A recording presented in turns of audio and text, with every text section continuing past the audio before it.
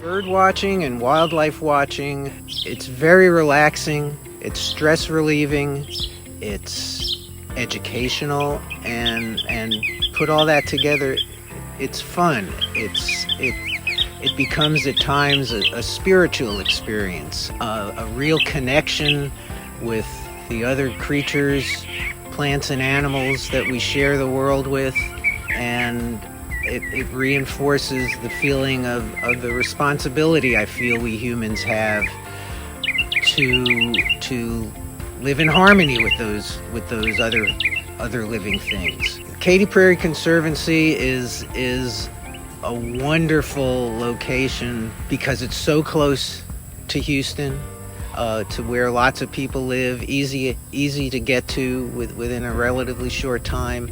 It's got locations like the trails at the field office, the Indian Grass Preserve, that are open, where you can walk around, enjoy the wide open spaces. It's got a diversity of habitats, flora and fauna, out on the prairie.